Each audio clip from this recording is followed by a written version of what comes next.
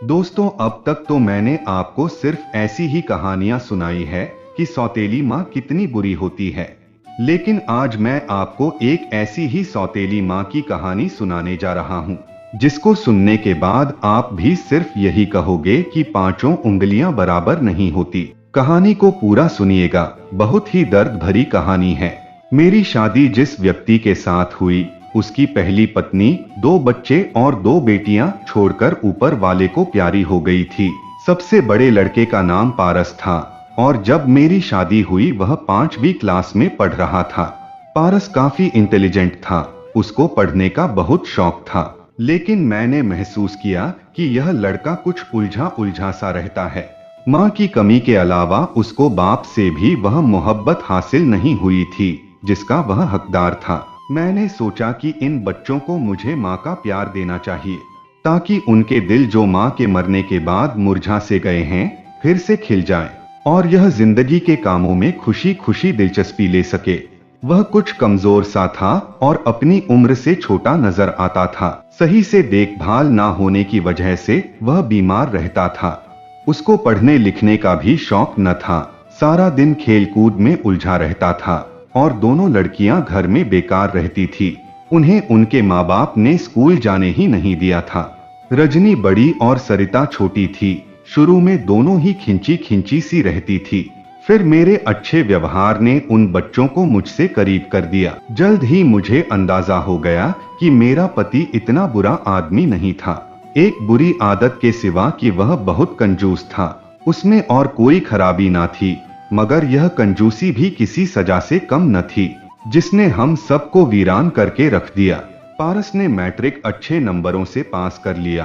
सभी उसको शाबाशी देने लगे, मगर वह किसी और फिक्र में पड़ा रहता था। चाहता था कि आगे पढ़े लिखे। यकीन था कि पिता उसको और ज्यादा शिक्षा हासिल करने के लिए रकम आसानी से नहीं देगा, क्योंकि कॉलेज की पढ़ाई के लिए उसको शहर जाना और हॉस्टल में रहना पड़ता। अब एक ही रास्ता था कि उस होनहार बच्चे की पढ़ाई का खर्च मैं खुद उठाऊं।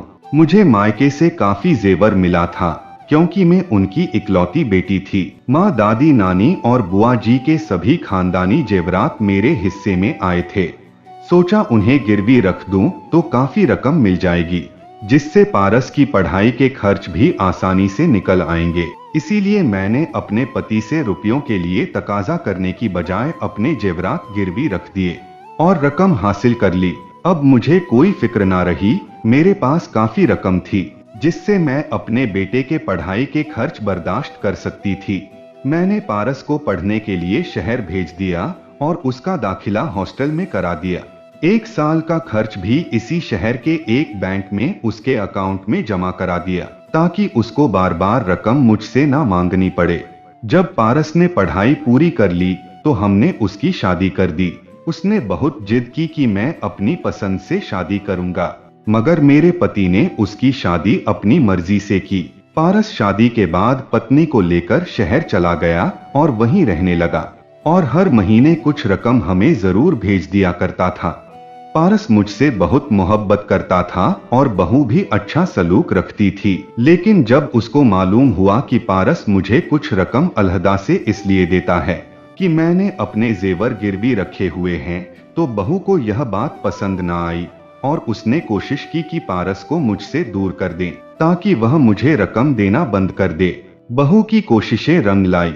बेटा मुझसे नजरें चुराने लगा, यहाँ तक कि उसने मुझसे बातचीत तक करनी छोड़ दी और घर के अंदर आना छोड़ दिया। अब वह कभी गांव आता तो घर के अंदर ना आता, बल्कि अपने बाप और भाई को बाहर बुला लेता। वह मुझसे नहीं मिलता था। तब सोचती कि अगर मैं उसकी सगी माँ होती तो क्या वह फिर भी ऐसा ही करता। आखिर मैंने सगी माँ बनने में कोई कसर नहीं छोड़ी थी, फिर भी पारस सोतेला बन गया। उन दिनों में पारस से ज्यादा रजनीश की वजह से परेशान थी, जिसके इश्क ने हमें कहीं मुंह दिखाने के काबिल ना छोड़ा था। हर तरफ उसके और वीना के चर्चे थे। मैंने अपने पति से कहा कि अब ये बाज आने वाला नहीं है, बदनामी से तो बेहतर है कि उसकी शादी वीना से ही कर दी जाए। खैर, काफी सोच विचार के बाद हम वीना के माँ बाप के घर पहुंचे और हमने उनसे रिश्ता मांगा, लेकिन उन्होंने हमसे पक्के मकान की शर्त रखी, जो शर्त मैंने पूरी की। मैंने अपने भाइयों से कहकर पारस का कमरा पक्का करवा दिया। अब तक तो हालात ठीक थे, मैं सुकून में थी, मगर जैसे ही वीना ने घर में कदम रखा हम बेसुकून हो गए। वह अच्छे घराने की लड़की ना थी, उस पर उसकी आदतें भी अच्छी ना थी।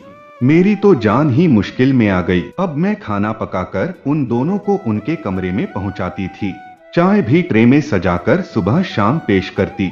बस उनका हर काम खुद एक सेवक की तरह अंजाम देती थी। यह सिलसिला 3 साल तक चला और उन 3 वर्षों में वीना 2 बच्चों की मां बन गई, मगर एक दिन भी उसने धन्यवाद का एक शब्द ना कहा। अब वह मेरे 3 छोटे बच्चों से खार खाने लगी। वह उनका घर में होना गवारा नहीं करती थी। हालांकि सारा दिन पलंग पर बैठी रहती और मैं उसके सामने नौकरानी की तरह काम करती। उसके अलावा मैं घर और अपने बच्चों को भी संभालती थी। मेरे पति भी यह सब अपनी आंखों से देखते और हैरान होते थे। आखिरकार उनसे रहा न गया। एक दिन उन्होंने पारस से कह दिया कि बहू का फर्ज है सास की सेवा करें, ना कि सास बहू की सेवा करें। बस फिर क्या था, घर में भूचाल आ गया।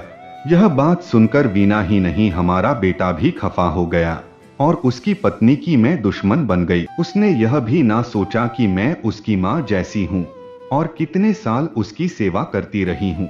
वीना के खानदान में किसी घर में सुकून ना था। उनकी औरतें यूं ही किसी ना किसी को दोस्त बनाकर शादी कर लेती थी और ससुराल से अलहदा हो जाती थी।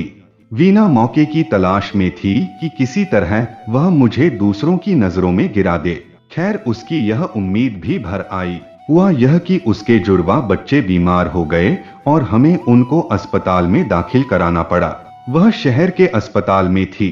अगर घर से कोई चीज मंगवानी होती तो वीना अपनी भाभी शोभा को भेज देती थी। वह उनके कमरे की सफा सफाई भी करती थी। मुझे नहीं मालूम था कि वीना के कमरे में उसकी कुछ नकदी और जेवर रखे हुए हैं। शोभा सफाई करने आई तो उन चीजों पर भी झाड़ू फेर गई। उसके पास चाबी थी जो जेवर और नकदी चुराने के बाद उसने कहीं गुम कर दी थी। अगले दिन पारस रकम लेने आया तो वहां उसको कुछ ना मिला। तभी वह मेरे पास आया, कहने लगा, मम्मी ना तो रकम है और ना जेवर है। मुझे रकम चाहिए क्योंकि बच्चों की दवाई लेनी है। मैंने उसको तसल्ली दी और कुछ रकम भी दी कि फिलहाल दवाई ले जाओ, गुमशुदा चीजों की तलाश बाद में कर लेना। मेडिकल स्टोर से दवाइयां लेकर जब पारस अस्पताल पहुंचा तो शोभा भी वहीं मौजूद थी। पारस ने अपनी पत्नी को बताया कि अलमारी में ना तो रकम है और ना ही जेवरा। उस पर शोभा ने कहा, यह तुम्हारी सौतेली माँ का काम है। मेरी बहन की बेटी देख रही थी और उसी ने वह चाबी उठाई है जो मैं समझी थी कि गुम हो गई है। शोभा की भांजी भी वही बैठी थी। पारस ने उस लड़की से पूछा जिसकी उम्र 6 से 7 वर्ष थी। उसको शोभा ने सब सिखा दिया था। इसीलिए लड़की ने भी कहा कि हाँ, आपकी मम्मी ने चाबी उठा ली थी और अलमारी खोलकर जेवर और रकम निकाली है। मैंने अपनी आंखों से देखा था। पारस ने उस बच्ची की बात मान ली।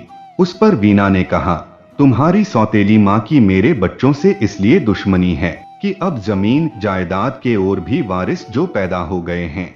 लेकिन ऐसे मौके पर इसे रकम नहीं उठानी चाहिए थी, जबकि हमारे बच्चे सख्त बीमार हैं और अस्पताल में इलाज के लिए भर्ती है। जब 4-5 दिनों बाद बच्चे ठीक हो गए और यह पति पत्नी घर आ गए तो उन्होंने मेरी सख्त बदनामी की।